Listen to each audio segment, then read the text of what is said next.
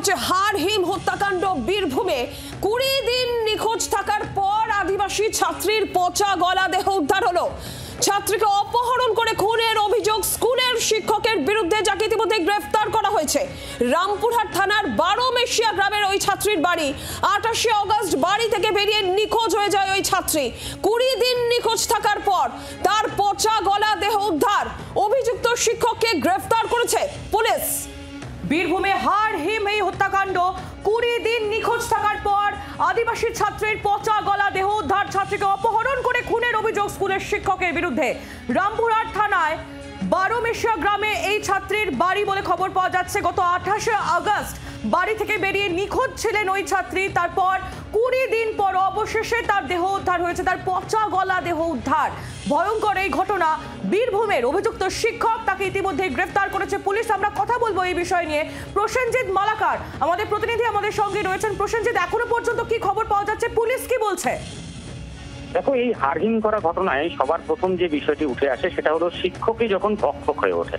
তার কারণটা কি বলছি তোমাকে? তার কারণ, যার বিরুদ্ধে অভিযোগ উঠছে সে স্কুলের শিক্ষক এবং ক্লাসের 7ম শ্রেণীর ছাত্রীকে অপহরণ করে রীতিমতো খুন করা হয়েছে, এমনটাই অভিযোগ। এবং ইতিমধ্যেই পুলিশ তাকে গ্রেফতার করেছে। পুলিশ বলছেন যে তারা গোটা ঘটনা তদন্ত করছে এবং দোষীদের শাস্তি পাওয়ার জন্য যে যে বিষয়গুলি প্রয়োজন, যে আইনানুগ কাজগুলি করা প্রয়োজন, সেগুলি পুলিশের তরফ থেকে করা হচ্ছে।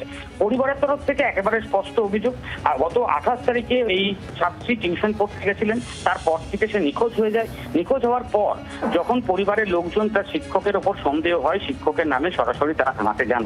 এরপরেই যখন পুলিশ ওই শিক্ষককে যখন গ্রেফতার করে, গ্রেফতার করার পরই কিন্তু তারপরে তার দেহ উদ্ধার হয়েছে। এবং যে দেহ উদ্ধার হয়েছে সেটা পচা গলা দেহ, অর্থাৎ বেশ কিছুদিন আগেকার। ফলে সেক্ষেত্রে তাহলে তুমি বুঝতেই পারছো, একদম পরিকল্পনা মাফিক অপহরণ করে খুন করা হয়েছে, এমনটা তার এই ছাত্রীর পরিবারের তরফ থেকে দাবি করা হচ্ছে। গোটা ঘটনায় যে রামপুরহাট থানার যে 12 মেশিয়া গ্রাম রয়েছে, সেখানকার প্রত্যেকটা গ্রামের মানুষ এই মুহূর্তে দাঁড়িয়ে ওই দোষী শিক্ষকের শাস্তির দাবি করছেন। পাশাপাশি গোটা ঘটনায় কোথাও না কোথাও একটা নিরাপত্তাহীনতায় ভুগছে ওই এলাকার মানুষেরা। এবং গোটা ঘটনাতে পরপরই একদম দেখা যায়, যদি স্কুলের একজন ছাত্রী, তার সাথে একজন শিক্ষকের এমন ঘটনা, পরবর্তীতে তার দেহ উদ্ধার, এই যে একের পর এক ঘটনা, সবকিছুতেই পুলিশ যাতে গোটা ঘটনায় কড়া একটা ভূমিকা পালন করে, কড়া ব্যবস্থা নেয়, এমনটাই কিন্তু সকলে দাবি করছেন। এবং যে অভিযুক্ত শিক্ষক, তাকে ইতিমধ্যেই রামপুরহাট আদালতেও তোলা হবে, এমনটা আমরা জানতে পারছি। এবং গোটা ঘটনায় এই যে শিক্ষক রয়েছে মনোজ কুমার পাল, তার বিরুদ্ধে আরো কোথাও কোনো অভিযোগ রয়েছে কিনা বা এর বিরুদ্ধে আরো কোনো তথ্য প্রমাণ পাওয়া যায় কিনা, সেই বিষয়গুলো কিন্তু রামপুরহাট থানা পুলিশের তরফ থেকে খতিয়ে দেখা হচ্ছে, তদন্ত করা হচ্ছে। এবং গ্রাম জুড়ে একটা শোকের ছায়া নেমে এসছে ঘটনায়। এবং মৃতদেহ উদ্ধারের পরে সেক্ষেত্রে দাঁড়িয়ে যেহেতু পচা গলা মৃতদেহ উদ্ধার হয়েছে, সেক্ষেত্রে কোনো শারীরিক নির্যাতনের ঘটনা ঘটেছে কিনা বা কোনো রকম কোনো আরো অন্য কিছু ঘটনা ঘটেছে কিনা, সেগুলোও কিন্তু দেহটি ময়নাতদন্ত করে খুঁজে বের করার চেষ্টা করা হচ্ছে পুলিশের তরফ থেকে। ধন্যবাদ প্রসেনজিৎ মালাকার, আমাদের প্রতিনিধি ছিলেন আমাদের সঙ্গে টেলিফোন লাইনে। বীরভূমে নৃশংসভাবে ছাত্রীকে খুনের অভিযোগ, হাড়হিম হত্যাকাণ্ড।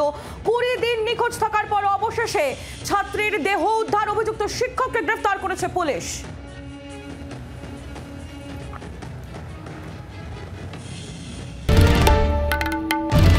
বাংলার আওয়াজ, বাঙালির আবেগ, জি 24 ঘন্টা।